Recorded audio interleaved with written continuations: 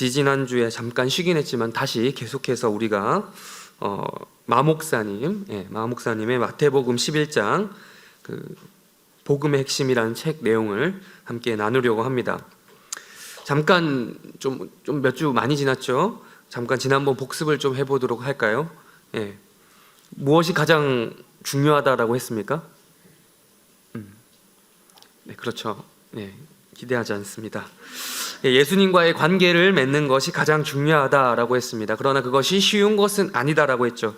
그 관계를 맺기 위해서는 어떤 걸림돌이 있다고 했어요. 그 걸림돌 중에 하나가 뭐라고 했습니까? 지난번에 얘기했던 십자가라고 말씀을 드렸습니다. 그래서 예수님과의 관계를 맺기 위해서는 반드시 기독교의 핵심이라고 할 수 있는 십자가를 알고 믿어야 된다라고 말씀을 드렸습니다. 오늘은 십자가 다음 편이죠. 또 다른 걸림돌을 함께 알아보려고 합니다. 특별히 오늘 이 성경 본문에서 읽었던 세례 요한이 느꼈던 어떤 직접적인 문제에 대해서 다루려고 합니다. 바로 예수님께서 하셨던 일, 예수님의 사역과 관련된 문제입니다. 예수님께서 어떤 일을 하셨고 어떤 일은 안 하셨다라는 거예요. 그래서 오늘 본문 4절과 5절에 보면 얘기가 나오죠. 4절과 5절에 보면 그런 이야기가 나옵니다. 예수님께서 어떤 일을 하셨다고 요한에게 가르쳐 주라고 하셨습니까? 5절에 보면 나오죠. 놀라운 치유의 기적들을 베푸신 거예요. 무엇보다도 가난한 자들에게 복음이 전파되는 일을 하셨다라고 말씀을 하셨습니다. 심지어 죽은 자를 살리는 기적을 일으키기도 하셨습니다. 세례 요한은 이 소식을 몰랐던 것이 아니었죠. 감옥에 들어가기 전에도 이미 예수님이 이런 사역을 하고 있었다라는 것을 알고 있었어요. 그리고 감옥에 들어가서도 계속해서 예수님이 이런 활동을 하신다는 것을 들었습니다. 그런데 그것이 바로 요한이 자신의 제자들을 예수님께 보냈던 이유였어요. 이런 거죠. 좋기는 한데 다 좋단 말이에요. 다 좋은데 지금 하고 있는 일들이, 예수님이 하고 계신 일들이 결코 나쁜 것이 아닌데, 그런데 한 가지 꺼림칙한 게 있다라는 거죠. 예수님이 말이야, 내가 생각한 그런 메시아라면 왜 그런 일들만을 하실까? 다른 일들도 좀 하셔야 되는데 왜 할 때가 된 것 같은데 왜 안 할까라는 거죠. 요한이 5절의 내용만으로 만족하지 못했던 이유가 있는 거죠. 다른 일들에 대한 일종의 니즈가 있었기 때문에 지금 이러한 질문을 던지고 있는 것입니다. 그렇다면 다른 일들은 무엇일까? 우리가 그것을 위해서 성경을 좀 한 군데 찾아봐야겠어요. 여러분 성경을 펼치세요. 성경 안 들고 예배당에 오신 분들 없죠? 성경 마태복음 3장 11절입니다. 마태복음 3장 11절 12절 말씀인데요. 마태복음 3장 11절 12절 우리 한 목소리 읽도록 하겠습니다. 시작. 내 뒤에 오시는 이는 나보다 능력이 많으시니 나는 그의 신을 들기도 감당하지 못하겠노. 그는 성령과 불로 너희에게 세를 베푸실 것이요 손에 키를 들고 자기의 타작마당을 정하게 하사 알곡은 모아 국간에 들이고 쭉정이는 꺼지지 않는 불에 태우시오. 여러분 세례 요한의 이 세례 요한의 메시지잖아요. 세례 요한의 이 강렬한 메시지예요. 강렬한 메시지. 예수님께서 본격적으로 사역을 하시기 전의 이야기죠. 말 그대로 세례 요한 물 세례를 주면서 메시아의 신 예수님이 나타나기를 기다렸던 거잖아요. 일종의 이 세례 요한의 사역은 일종의 맛보기 같은 거예요. 맛보기. 여러분 저는 개인적으로 대형마트에 가는 것을 좋아합니다. 저랑 이마트 트레이더스에 그때 한번 장보러 가봤던 리더들을 알 거예요. 가면 제가 뭘 좋아했었죠? 그렇죠. 시식 코너를 도는 것을 매우 좋아합니다. 이것저것 맛보는 게 돈 주고 사 먹는, 제가 돈이 없어서 그런 게 아니고 물론 약간 공짜 근성이 있어서 아무튼 되게 그런 맛보는 거, 조금씩 맛보는 게 되게 좋더라고요. 특히 고기 코너에 가면 저만 그런 게 아니잖아요. 많은 사람들이 고기 코너에 가면 줄을 서서 기다리고 있어요. 고기가 구워지기를. 그쪽 시식 코너 담당하시는 분께서 제일 바쁘신 것 같아요. 꼭 고기가 아니더라도 뭐 치즈 이렇게 맛보는 거나 만두 같은 거 이런 거, 이런 거 맛보는 걸만 먹어도 참 저는 맛이 있어요. 옛날에는 제품을 사지도 않으면서 시식 코너만 도는 사람들에게 눈치를 좀 많이 줬던 것 같은데 요즘에는 꼭 그런 것 같지도 않더라고요. 이런 것들을 이렇게 아우 염치 없어 이렇게 보는 사람이 있을지도 모르겠지만 아무튼 저는 잘 먹습니다. 전 돌아다니면서 꼬박꼬박 먹는데요. 그리고 이제 뭐 먹고 그냥 가는 건 아니죠. 감사합니다, 잘 먹었습니다, 꼭 말씀을 드려요. 어디서 들은 말인데도 마트 입장에서 보면 그 시식 코너를 하는 게 매출에 실제로 매상에 도움이 된다고 합니다. 그래야 확실히 매출이 좋다. 소비자 입장에선 공짜라고는 느낄 수 있겠지만 어쨌든 세상에 진짜 공짜가 없잖아요. 판매자 입장에서는 공짜가 아닌 것이죠. 시식 코너를 해놓은 이유는 맛에 자신이 있기 때문에 본 제품을 사가라라는 것이죠. 그러니까 맛보기의 역할이 뭐냐? 본 제품을 예비하고 준비하는 성격을 가지고 있는 것입니다. 마찬가지로 세례 요한은 이런 맛보기 사역을 한 거죠. 예수님이 오시기 전에 미리 앞서서 본 제품인 예수님의 사역을 미리 맛봐라라는 겁니다. 그게 바로 세례 요한의 사역이었습니다. 근데 마태복음 3장 11절에 보니 세례 요한의 메시지가 무엇이었다고요? 무엇하라? 무엇하라라고 얘기했습니까? 한마디로 얘기하면 회개하라는 것입니다. 회개하라. 물로 세례를 베푸는 이유는 회개하라라는 메시지를 전하기 위해서입니다. 지난번에 예수님의 메시지 제가 뭐라고 얘기했습니까? 십자가 이야기하면서 십자가 앞에선 우리는 무엇을 이야기합니까? 그 앞에 그 십자가를 보는 우리는 어떤 반응을 보여야 되죠? 회개하는 반응을 보여야 되는 거죠. 죄를 용서하게 하는 것, 그게 십자가의 목표입니다. 죄를 자백하고 용서를 구하게 하는 그런 작업, 그 사역, 바로 십자가는 예수님의 그 십자가를 믿는 자들을 회개하는 그런 목표를 가지고 있어요. 예수님의 메시지나 세례 요한의 메시지나 똑같다는 거예요. 회개하라는 것. 다른 말 하지 않았습니다. 단지 세례 요한의 회개는 맛보기였다면 예수님의 회개는 본제품, 완제품이라는 것입니다. 그런 점에서 달랐죠. 그러니까 질적 수준은 똑같은데 양적 수준에서 차이가 있다라고 보시면 되겠습니다. 그런데 아직 우리는 이 세례 요한의 의문이 해결되지 않았다는 점을 다시 한번 생각해 볼 필요가 있겠습니다.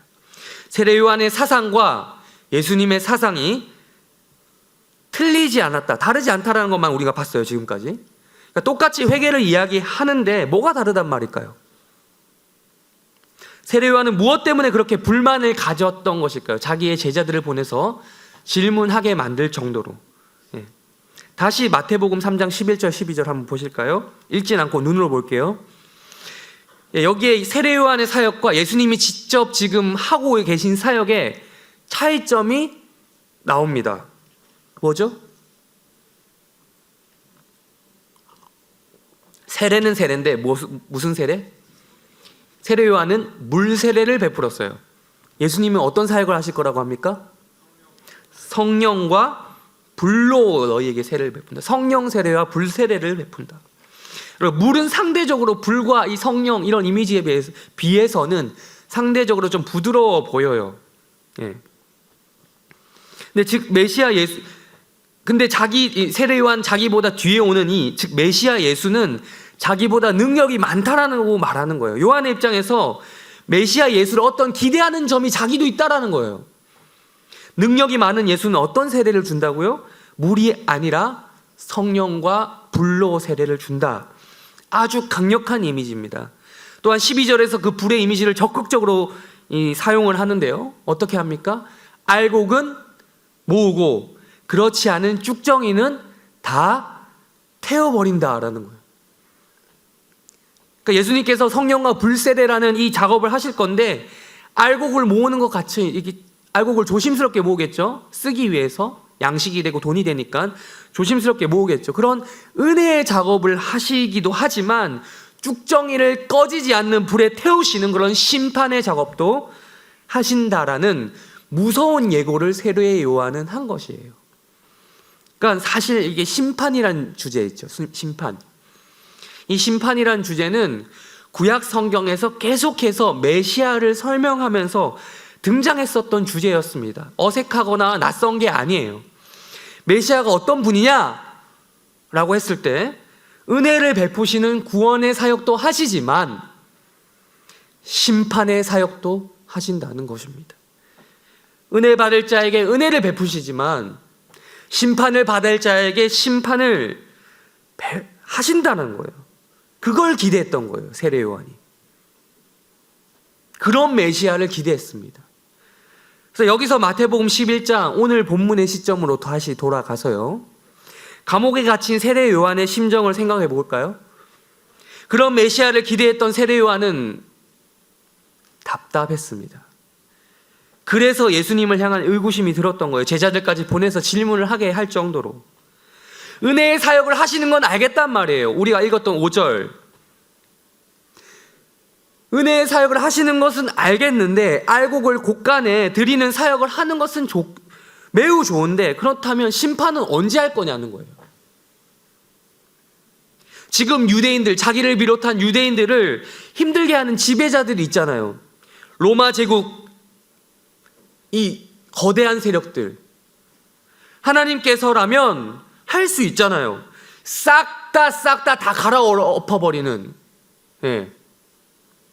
심판하실 때 되지 않았냐는 거죠. 이제 예수님 오면, 아니 예수님이 안 왔으면 말도 안 하겠는데 오셨잖아요. 그 메시아라고 불리는 그분이 오셔서 로마 제국 한번 갈아엎는 거 안 되나요? 하나님이라면서요. 부패한 유대의 종교 지도자들, 그 사람들도 믿을 수 없으니까 이제 하나님이신 그 예수님이 오셔서 그 종교 지도자들의 자리도 좀 차지하시고, 그래서 이제 법으로, 하나님 율법으로 좀 다스려 주시고, 다윗의 자손이라고 또 했으니까 또 왕도 하시고, 그 옛날에 그 영광스러웠던 다윗의 그때처럼 이 이스라엘 나라를 좀 크게 하셔서 좀 정복 사업도 좀 하시고, 나쁜 놈들 다 없애고 다 물리치고 우리를 좀 부강하게 만들어주면 안 되겠냐고. 영원한 그 하나님 나라를 좀 당장에, 그렇게 기다렸는데 예수님 오셨으니까 당장에 그 나라를 좀 실현시켜주면 안 되겠냐고. 왜 안 하냐고. 힘과 능력은 있잖아요. 근데 왜 안 하냐고. 아픈 사람도 고치고 죽은 자도 살리는 분인데 왜 그걸 감옥에 갇힌 나 하나 못 빼내냐고. 쭉정이는 꺼지지 않는 불에 태우시는 사역을 안 하는 이유가 뭐냐고 물어보는 것이죠. 이것이 바로 세례 요한의 의문점, 동시에 그들에게 걸림돌이었던 것입니다. 유대인들의 메시아는 순전히 정치적이었어요. 여러분, 유대인들은 하나같이 구약 성경에 예고된 그 메시아가 오기를 간절히 바랬습니다. 어떤 의미에서? 방금까지 설명한 그런 의미에서. 로마의 압제로부터 해방을 원했고, 군사적인 능력을 발휘해서 유대인들로 구성된 반란군 일으켜서 로마를 전복시키는 것이죠. 온 세계에서 1등이 되는 국가, 세계 최강이 되는 것이 그들이 바랐던 메시아였습니다. 근데 생각해 보세요. 하나님이 우주의 하나님이죠. 온 세계 만물 창조, 우주를 다 만드신 분이죠. 근데 그 하나님을 믿는 메시아, 그 메시아를 믿는 이스라엘, 충분히 기대해 볼 만하지 않아요? 다른 민족들은 하나님을 몰라요. 믿어도 이상한 신들을 믿어요. 근데 자기들은 진짜 똑바로 하나님 믿고 있다고 생각한단 말이에요. 그렇다면 충분히 기대할 만한 부분 아니겠습니까? 하나님 믿는데 왜 잘 안 되어야만 하죠? 하나님 믿으면 잘 나가야죠. 여러분은 왜 이 자리에 이러고 있습니까? 잘 나가는 사람 이 자리에 없을 거예요. 지금도 바빠서 밖에서 뭐 하고 있겠죠. 이처럼 유대인들이 기대했던 메시아는 철저히 정치적 메시아, 즉 오늘날 말로 표현하자면 슈퍼히어로, 슈퍼스타 메시아였습니다. 다윗만 이름만 꺼내도요, 다윗 왕 이름만 꺼내도 이스라엘의 레전드예요. 슈퍼히어로였습니다. 이스라엘 사람들은 예수님이 그런 분이었으면 한다라는 거죠. 예수님이 그들의 슈퍼스타가 되기를 간절히 원했던 것입니다. 근데 여러분, 생각해보면 이스라엘 사람들만 그런 건 아닌 것 같아요. 우리도 여러 사람들도 영웅의 등장에, 그런 히어로, 슈퍼 히어로의 등장에 열광하는 것 같습니다. 늘 새로운 스타의 등장을 바라죠. 우리는 슈퍼스타를 동경하거나 아니면 직접 슈퍼스타가 될 만한 자질이 되면 얼마든지 되고 싶어하는 본성이 있습니다. 그래서 그런지 요즘엔 잠깐 시들어진 것 같긴 한데, 수많은 오디션 프로그램, 스타 등용문 이런 것들이 인기를 얻었던 적이 있었어요. 뭐 이게 가텔 시리즈 있죠. 우리나라가 코리아 가탤런트 뭐 이런 건 나중에 나온 거고, 원래 원조가 브가텔, 아가텔 이런 거 아시죠? 네. 모르시나요? 검색 나중에 해보세요. 아무튼 비슷한 게 우리나라에 이 포맷이 들어왔는데, 슈퍼스타 K라든지 K-팝 스타라든지, 예, 프로듀스 101 이런 거, 핑미 이런 거, 예, 예, 네, 그런 거. 근데 이제 그런 거 이제 스타들의 등용문이잖아요. 예, 그렇게 스타가 되려고 하는 거잖아요. 근데 이제 제가 우리나라 오디션 프로그램은 아무것도 아니란 걸 느낀 적이 있었어요. 어쩌다가 제가 유튜브에서 일본 아이돌 오디션 프로그램, 우리나라 약간 그 포맷이 비슷한, 근데 일본은 일본이더라고요. 우리나라보다 훨씬 앞서가더라고요. 이게 뭐냐면, 그러니까 그 정도가 있잖아요. 이게 뭐 전체적으로 뭐 이렇게 구성이 뭐 이렇게 다른지 저는 잘 모르니까, 그런 본 눈은 없으니까 모르겠는데, 그 느껴지는 느낌적인 느낌, 그 정도가 상당히 심하더라고요. 네. 물론 거기에 표현된 묘사가 거짓이라는 건 아니에요. 일본 아이돌 오디션 프로그램이 잘못된 거나 뭐 거짓을 얘기하는 건 아닌 것 같은데, 어떤 고등학생 정도 되는 여자애들이 정말 많이 모여서 공연을 연습하고 막 이러고 막 그러는데 막 울더라고 막. 근데 그 우리나라 오디션 프로그램도 보면 어떤 감정이 격해질 때 울고 이런 장면이 나오잖아요. 근데 그것보다 훨씬 정도가 심하더라고요, 보면서. 그래서 이 표현의 농도가 짙다고 해야 되나, 아무튼 그랬어요. 근데 문화적 차이인지 모르는지 모르고 보는데 제가 적응이 되지 않아서 너무 오글거리는 바람에 좀 제가 시청을 중단했었어요. 몇 분 보다가. 네. 그러니까 여러분, 이런 오디션 프로그램 이런 것들이 인기가 있는 이유가 무엇일까 생각해 보신 적 있습니까? 그러니까 보지만 말고, 즐기지만 말고, 왜 이런 것들이 요즘에 핫할까 이런 생각 해보신 적 없습니까? 보니까 그런 게 있는 것 같더라고요. 시청자들, 우리 같은 시청자들은 어떤 그런 슈퍼스타라고 불릴 만한 그 후보죠. 한 인격을 바라보면서 그들의 그 스타성, 그리고 끼가 넘치는 그런 것들, 그 한 사람 인격이 스타가 되어가는 과정을 지켜보는 게 즐거운 거예요. 그러면서 그들이 울기도 하고 웃기도 하고 뭐 이런 거, 인간미를 거기서 보는 거예요. 그들에게서 있는 그 과정 가운데 있는 그들의 감정선을 발견한다는 거죠.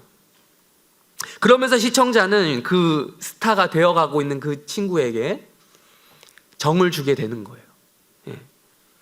그들의 재능이 진심으로 꽃피우기를 바라는 거예요. 그러면서 투표도 하는 거죠. 예. 누가 잘 됐으면 좋겠다. 예. 그러니까 본인은 비록, 그걸 보고 있는 시청자 본인은 내가 슈퍼스타는 될 재능은 없지만 그런 어떤 그 스타와의 감정선을 교감하는 것을 누리면서 그런 프로그램들을 보고 있는 것이 아닌가 하는 거죠. 여러분, 혹시 또 한 가지 더 물어봅니다. 그 슈퍼 히어로 그런 물들을 좋아하십니까? 뭐 영화라든지 애니메이션이라 이런 것들 여러분 좋아하십니까? 예. 마블의 어벤져스 이런 거요. 예. 여러분, 어벤져스 끝났나요? 예, 종결된 건가요? 아니에요? 예. 저는 왜냐하면 마블 한 번도 안 봤어요. 예. 그 세계관을 이해하려고 하면 한도 끝도 없을 것 같아서 아예 처음부터 안 보는 결단을 내렸습니다. 네. 그래서 그래도 워낙 유명하니까 뭐가 뭔지는 알아요. 생긴 걸 보고. 예. 아이언맨이라든지 캡틴 아메리카, 뭐 토르, 이런 헐크 이런 것들은 아는데 슈퍼 다 히어로들이에요. 히어로들이 집합이에요. 그 마블의 경쟁사가 DC인데, 예. DC 코믹스. 그 얘네들 좀 더 어릴 때부터 많이 알려진 히어로들이 많이 나오죠. 슈퍼맨, 배트맨, 원더우먼 등등, 저스티스 리그라고 부르는데, 아무튼 그런 슈퍼 히어로들. 생각해보면 슈퍼 히어로들이 정말 많아요, 지구상에. 예. 근데 단 한 번도 실제로 본 적은 없어요. 네. 이들의 각각 능력들을 살펴보면, 모아보면 이 지구 평화를 위해서 그 능력이 쓰려고 있는 거잖아요. 근데 생각해보면 그 모으면 더 무서운 것 같아. 예.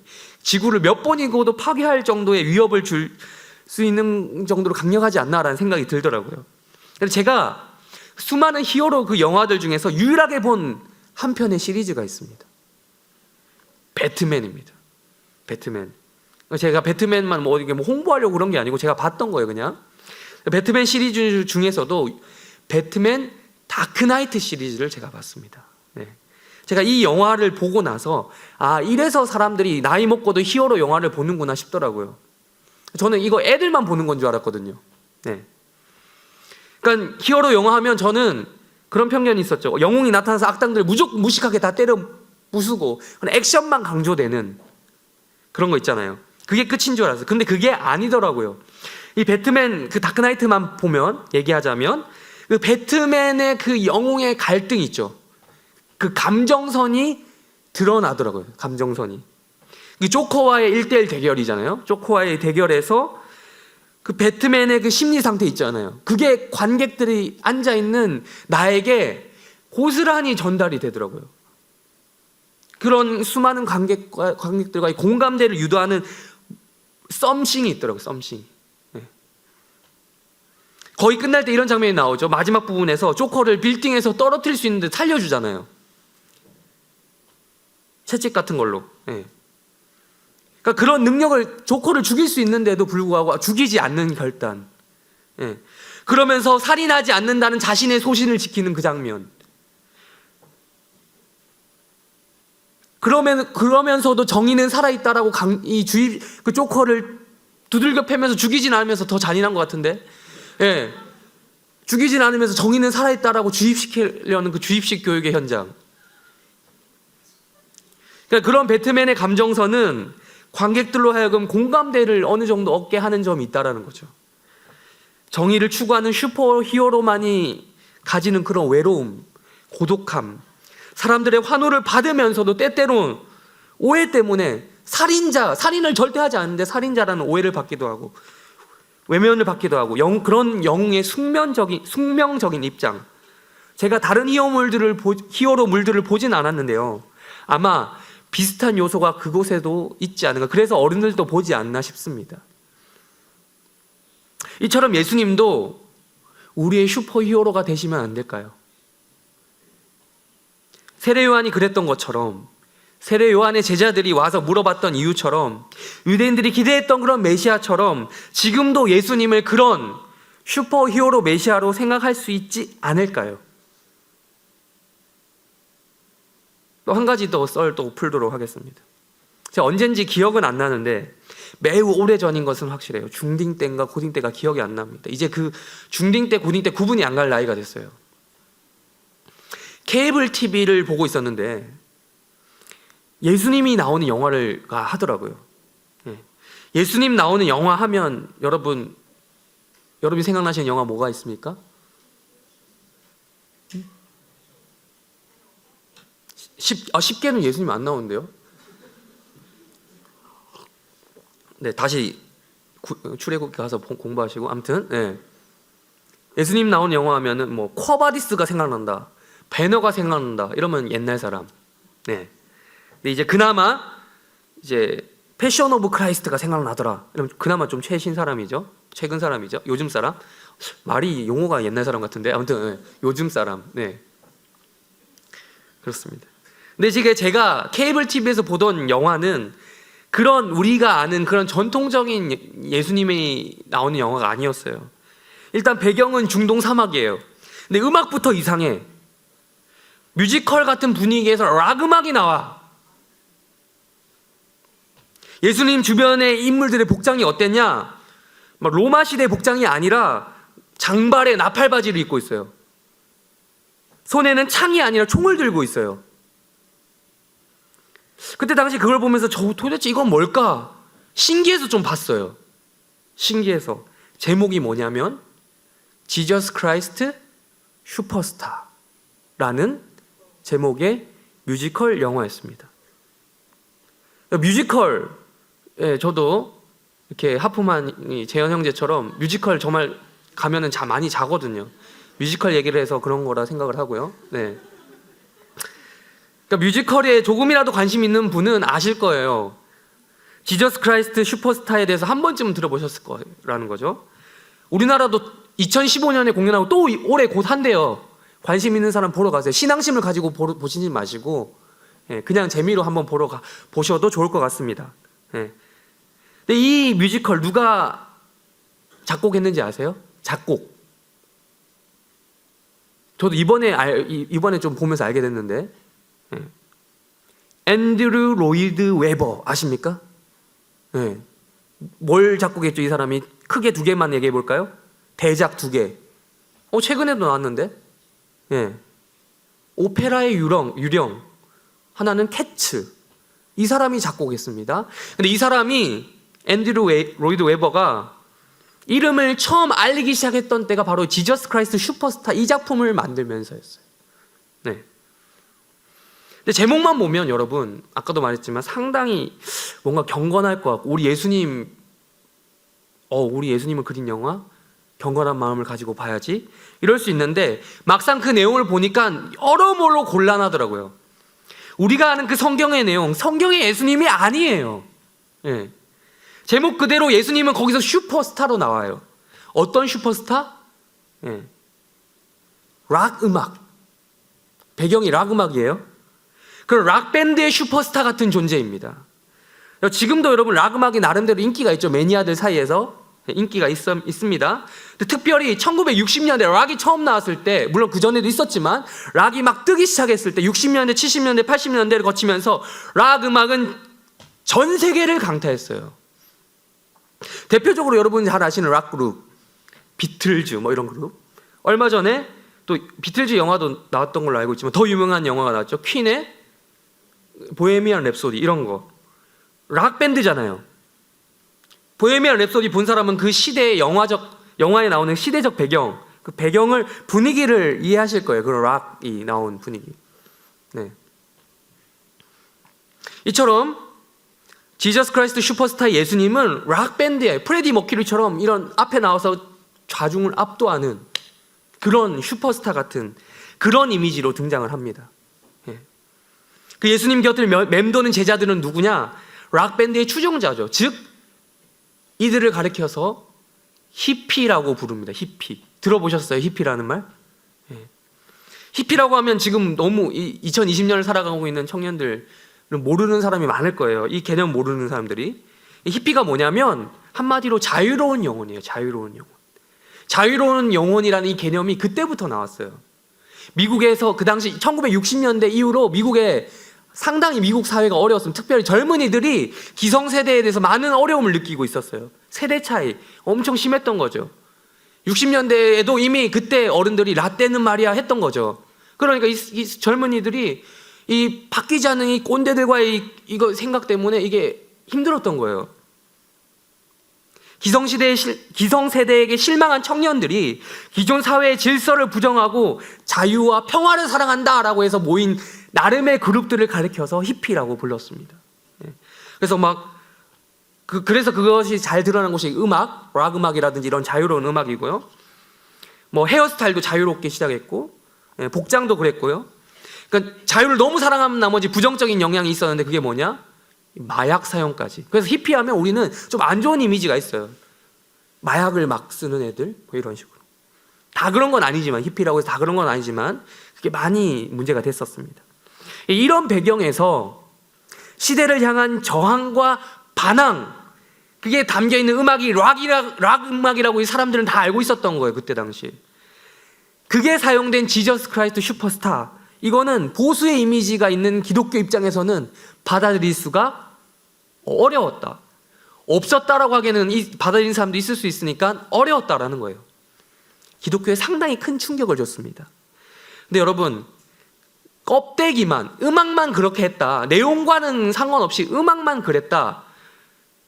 복장만 그랬다. 라면 크게 문제가 안 됐겠죠. 더 문제가 되지 않았겠죠. 무대 표현만 그랬더라 하면 그나마 괜찮아요. 그런데 문제가 뭔지 아세요?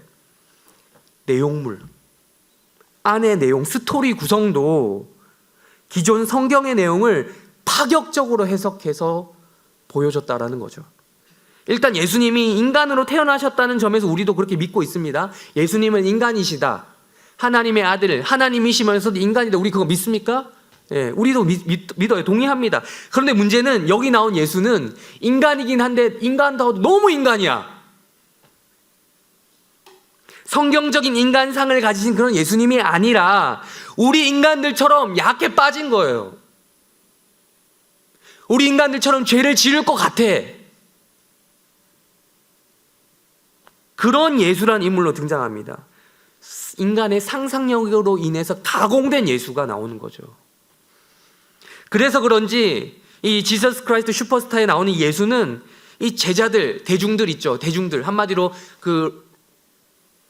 여러분 프레디 머큐리가 느꼈던 그런 내적 갈등, 그런 거 있잖아요. 보헤미안 랩소디 보신 분도 알겠지만 그런 것들 비슷하게 느껴요. 언젠가는 떨어질 인기, 지금은 높은 자리에 있지만 언젠가는 인기가 떨어질 것 같은 그런 것 때문에 스트레스를 받습니다. 성경에서는 감히 상상할 수 없는 내용이죠. 가장 결정적인 장면, 그 중에서도 뭐 많은 내용이 있지만 가장 결정적인 장면이 뭐냐면 십자가형을 앞두고 겟세마네 동산에서 기도하는 예수님, 그 장면 있잖아요. 그건데 이 뮤지컬에 나오는 예수님은 어떤 분이냐면 하나님께 삿대질을 합니다. 그러면서 내가 왜 죽어야 되는지 모르겠다라고 얘기를 해요. 따지는 겁니다, 하나님 앞에. 인간적으로 진짜 죽기 싫은 거예요. 죽음이 두려운 거예요. 네, 여러분 성경을 읽어보시면 알겠지만 예수님은 그러니까 물론 괴로움을 호소하셨지만 내가 죽기 싫어서 그런다는 말을 하신 적은 없거든요. 그러니까 하나님께 반항하는 이 예수는, 슈퍼스타 예수는 성경에 안 나와요. 반대로 가룟 유다 있죠. 성경에서 그렇게 디스당하는 가룟 유다. 이 뮤지컬에서는 야, 좀 멋있는데? 이런 이미지로 나옵니다. 유대민족을 사랑하는 혁명가의 모습, 예수와의 애증 관계 때문에 이걸 팔아넘겨야 되나 말아야 되나 팔고 나서 그 고민하는 모습이 더 잘 나와요. 인간적으로 멋있어 보이는 거죠. 심지어 이런 얘기도 나옵니다. 가룟 유다와 예수와 막달라 마리아 사이에는 something, 삼각관계더라, 이런 얘기까지 나와요. 물론 이게 지저스 크라이스트 슈퍼스타 이 뮤지컬 하나만의 문제는 아니죠. 이보다 더 많은 상상력을 동원해서 성경적인 예수님의 이미지를 흐려놨던 많은 문학 작품이라든지 이런 것들이 있어요. 작품이라 말하기는 좀 기독교인으로서 양심이 좀 그렇지만 하여튼 그런 것들이 소설이나 뮤지컬 이런 것들이 있습니다. 예, 많아요. 뭐 대표적으로 뭐 다빈치 코드 이런 거. 예. 앞으로도 그런 것들 계속 나올 거예요. 예. 아무리 상상은 자유라고 하지만 이게 문제인 게 뭡니까? 이 상상을 가지고 사실 예수가 진짜 그랬던 것은 아닐까라고 질문을 던지게 하는 그 마음 있잖아요.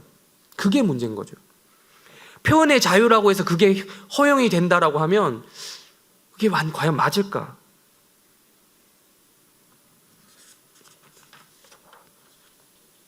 그런데 이 시대 대중들에게 예수님은 자유의 이름으로, 표현의 자유, 이런 것의 이름으로, 하나의 문화의 이름으로 하나님의 아들 예수 그리스도를 단 한 명의 고독한 인간 슈퍼스타 정도로 만들어버린 것처럼, 그렇게 표현된 것처럼 우리 기독교인도 그렇게 인식을 하고 있다는 것이 문제입니다. 더 큰 문제예요. 예수라는 한 영웅, 슈퍼스타라는 그가 가지고 있는 감정선인 그런 것들이 관객에게 드러나기 때문에 공감대를 이끌어내고 지금까지도 수차례 공연이 되고 있고 앞으로도 공연할 예정인 거예요. 더 이상 예수는 우리가 이해 못하는 그런 하나님이 아닌 거예요.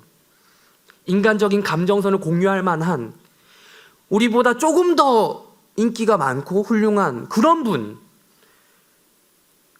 슈퍼스타인 거죠.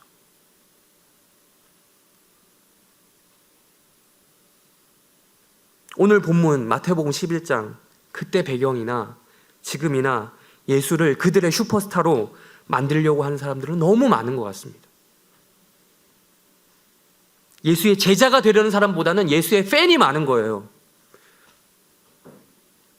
여러분, 제자는 어떤 존재여야 합니까? 예수가 죽으면 죽음이라도 따라가야 하는 입장이에요. 물론 결과적으로 예수님의 제자들이 버리고 도망가긴 했지만 어쨌든 제자라는 당위성을 봤을 때 그래서는 안 되는 거잖아요. 그러나 여러분, 팬은 달라요.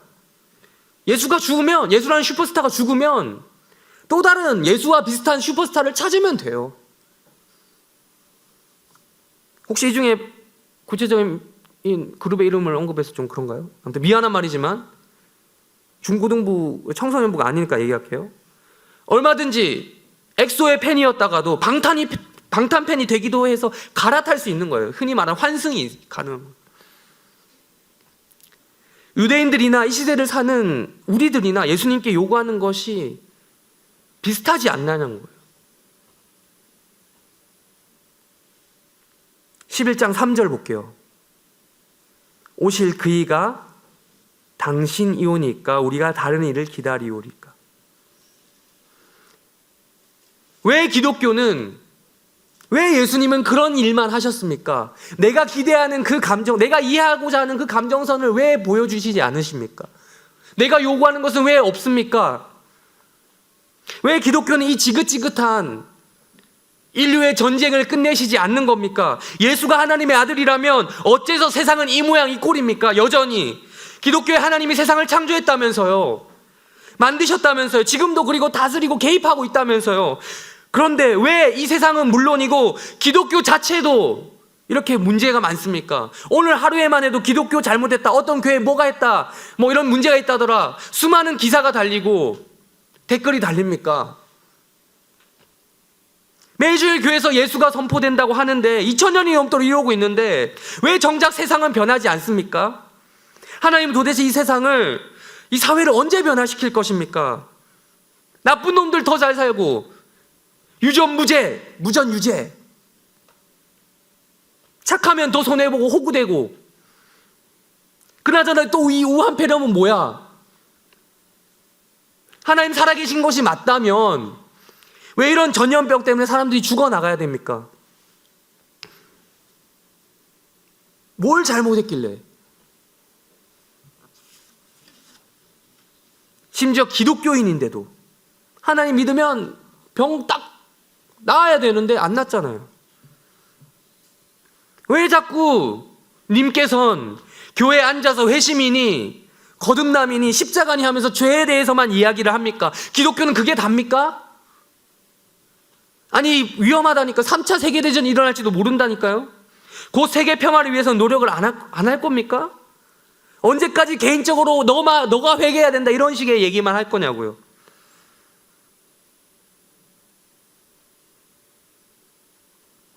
그래요, 좋아요. 저는 예수님에 대해서 들었어요. 그때 제가 급했단 말이에요. 참 급해서, 갈급해서 예수님 믿어야 된다고 위에서 앞에서 얘기하니까 십자가 어쩌고 저쩌고 해서 내가 믿고 싶은 마음이 좀 들었어요.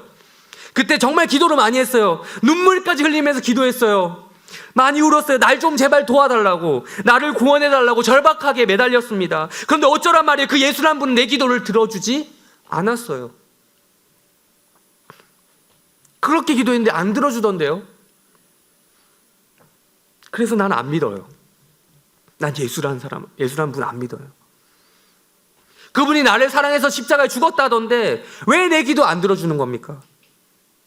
내가 물어봤는데 나만 그런 게 아니더라는 거예요. 주변에 많이 그러던데. 아무튼 난 이제 기독교 안 믿을 거예요. 11장 3절 이 질문입니다. 이런 질문에 대한 성경의 대답은 무엇입니까?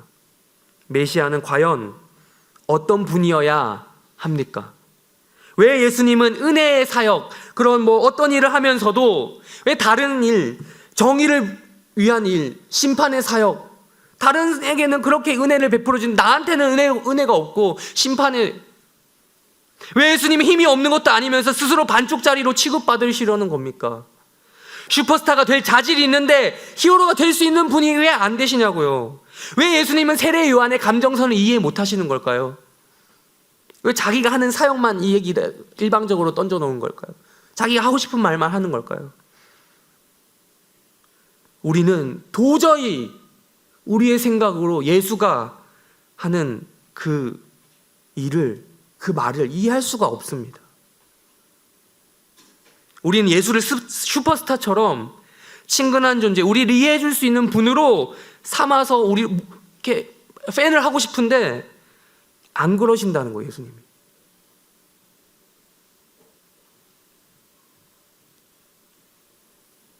말씀을 정리해 나가겠습니다. 우리는 어떤 목적으로 예수님을 찾습니까? 예수님을 세상에 여럿 있었던 또 다른 한 명의 슈퍼스타, 그런 것으로 생각하면서 찾는 것은 아닐까요? 예수님께 가는 목적이 예수님 자체를 찾기 위해서라기보다 그분으로부터 얻는 그 무엇 때문이 아닐까요? 우리보다 좀 더 탁월해서 나한테 도움을 줄 수 있는 재능 있고 인기 있고 능력 있는 슈퍼스타로 그분으로부터 얻는 나의 어떤 공감대, 묘한 감정선, 공유되는 그것 때문에 그런 이유로 우리가 예수님을 찾는 것은 아닐까요? 그러니까 우리를 이해해 주시는 분은 맞죠. 그런데 우리를 이해해 주시는 분이 아니라 우리를 이해해 주셔야만 하는 분으로, 그분이 진짜 성경에서 말씀하시는 메시아, 그게 맞냐는 거죠.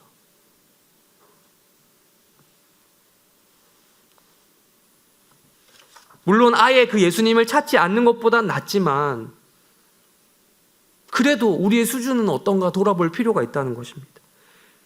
여러분, 나이가 어릴수록 부모님을 찾는 아이들의 특징이 무엇입니까?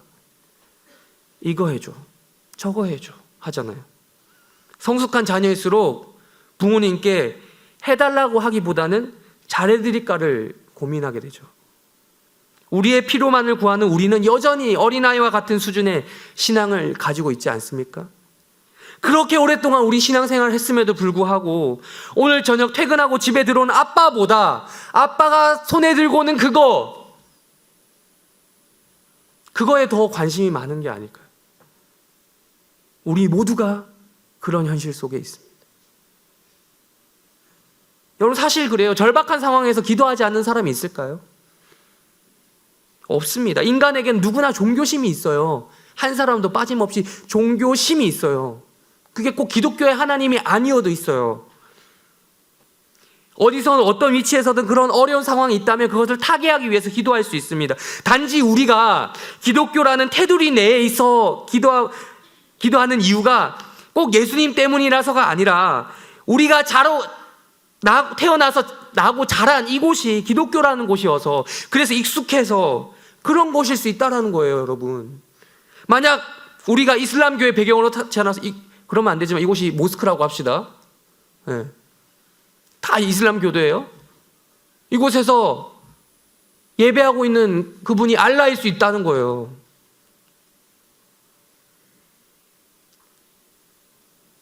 만약 우리가 이슬람교의 배경으로 태어났으면 알라에게 빌었을 것이고, 불교의 배경으로 태어났으면 108배 했을 거예요. 단지 우리가 어떤 신을 찾았어도 똑같이 찾았을 건데 이름만 예수라고 갖다 붙인 게 아닐까. 그렇다면 그것은 우리만의, 자기 자신만의 슈퍼스타예요, 예수.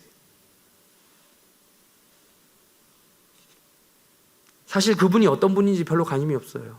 내가 좋으면 되는 거죠. 내 필요만 채워지면 되는 거죠. 그러면서 응답이 없으면 기도가 답변이 안 되면 마음이 상하죠. 봐, 하나님 없다니까. 만약 예수님이 하나님이라면 왜 내 기도를 안 들어주셔? 바로 예수님의 사역, 예수님이 오신 목적, 그 정도 수준을 말하는 것이 아니라고 했습니다. 아니, 언제 성경에서 좀 생각해 보자는 거예요. 언제 성경에서 하나님의 아들이 이 땅에 오셔서 전쟁이 끝날 것이다라고 얘기한 적이 있습니까? 있기는 있죠. 마지막 날에 예수님 다시 오실 때. 그러나 지금 우리가 살아가고 있는 이 시대는 어느 시점입니까? 예수님이 아직 다시 오지는 않았잖아요. 즉, 어려운 말로 하면 예수님이 처음 오신 초림 때와 재림 그 사이를 살아가고 있어요. 성경 제대로 읽어보면 알잖아요. 예수님께서는 오히려 어떻게 말씀하셨습니까? 이 세상이 끝날 때쯤 어떤 일이 있느냐고, 초림과 재림 사이에 어떤 일이 있을 거라고 얘기하셨습니까? 전쟁의 소문이 있을 것이다. 전쟁이 일어날 것이다. 이 땅에 기근과 핍박이 있을 것이다. 어려움이 있을 것이다 라고 얘기하셨어요. 성경 그 어느 곳에서도 예수님 때문에 세계 평화가 이루어진다 이런 말씀 하신 적이 없어요. 이전 시대보다 더 나아질 거야. 세상이 가면 갈수록 더 좋아질 거야. 이야기하신 적이 없습니다. 기독교의 복음이 사회의 변화를 일으키고 사회 복지 수준을 향상시키고 물론 어느 정도는 되겠지만 근본적인 변화가 주지 않는다는 거예요.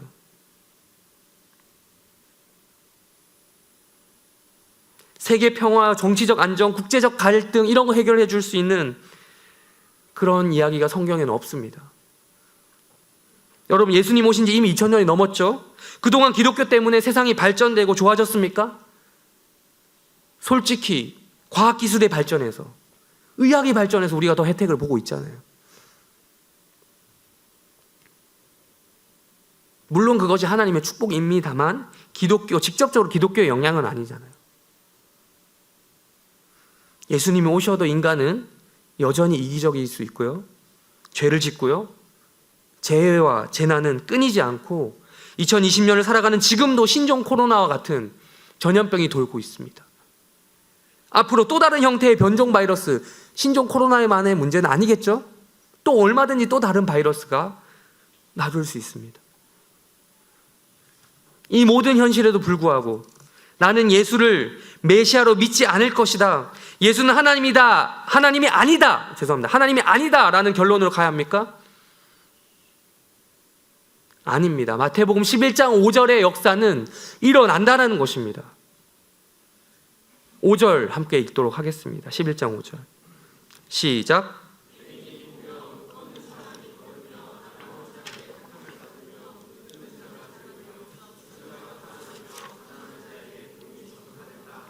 예수님께서 다루시는 영역은 명확하고 단순합니다. 우리의 영혼, 너의 영혼입니다. 우리 각 사람의 영혼, 복음이 필요한 그 영혼을 보신다라는 거예요. 전쟁, 기근, 전염병, 사회 불안정, 불의, 하나님이 몰라서 그러는 게 아니에요. 맞는데, 세상에 풀어야 될 이유가, 문제들이 많은 건 맞는데, 기독교인이 관심을 가지고 문제 해결에 때로는 뛰어들어야 되는 것이 맞는데, 가장 먼저 우리는 우리 자신의 영혼에 얼마나 내 자신의 영혼에 관심을 가지고 있느냐, 예수와의 어떤 바른 관계를 가지고 있느냐 라는 거예요. 예수님이 이렇게 말씀하시는 것입니다. 얘들아, 내가 죽은 이유가 무엇인지 모르겠니? 괜히 십자가에 못 박혀 죽었겠니? 하늘에서 성부 하나님과 충분히 아름답게 잘 지내고 있었는데 왜 굳이 내가 이 땅에 사람으로 태어났겠니? 33년 동안 인간들에게 하찮은 대접받으면서 살았겠니? 병 고쳐주고 오병이어 기적도 딱 해서 배부르게 해줬는데 결과가 뭐였더라? 나 죽이더라. 내가 고난을 받고 십자가에 못 박혀 죽은 이유가 무엇이겠니? 지저스 크라이스트 슈퍼스타 그거 영 아닌 것 같다 얘들아. 그런 거 보고 나에 대해서 오해가 생길까 걱정이야. 난 죽기 싫었던 거 아니야. 난 정말 내 죄가 아닌데도 내가 너희들 죄를 위해서 죽었어. 근데 기쁘게 죽었다고. 내가 십자가에 죽은 이유가 뭐겠니? 너희들 때문이야. 너희들 한 사람 한 사람 때문이라고. 그러고도 내가 너희에게 관심이 없다고? 관심 없는 사람을 위해서 죽어줄 수 있니? 아니, 죽어줄 정도의 용기 말고, 내가 너를 위해 죽어줄 수 있다 그 말고, 결심 말고 진짜 죽었다니까. 내가 너를 위해 죽었다라고 하는 이 사실이 너를 향한 가장 큰 증거가 아니겠니? 죽음으로 내가 너를 얼마나 사랑하는지 표현했는데 도대체 뭐가 더 필요한 거니? 이해 안 된다고, 지금 당장 너의 문제가 해결되지 않는다고, 주변의 것들이 이해가 되지 않는다고, 주변에 일어나는 많은 일들이 이해가 되지 않는다고 너와 나의 신뢰관계가, 기본적인 신뢰관계가 깨어진다는 것이 말이 되겠니?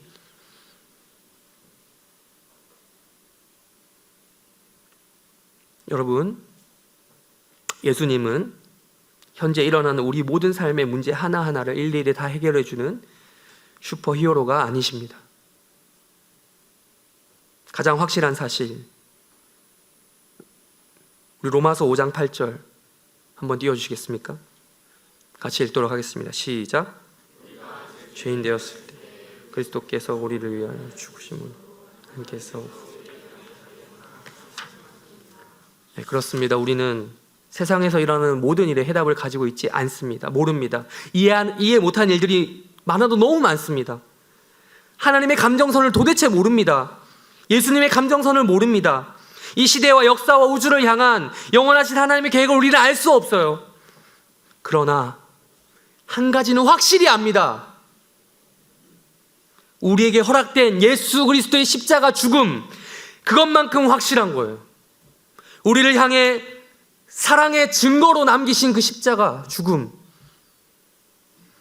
그러면서 우리의 영혼을 염려하시는 그 예수님,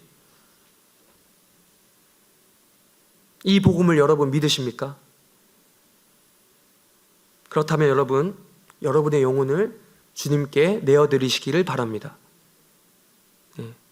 그렇다면 세상의 그 어떤 주변의 것들이 여러분을 하나님께 나아가게 하는데 걸림돌이 되지 않을 것입니다. 네. 우리 모두 그런 주님을 만나시기를 축복합니다.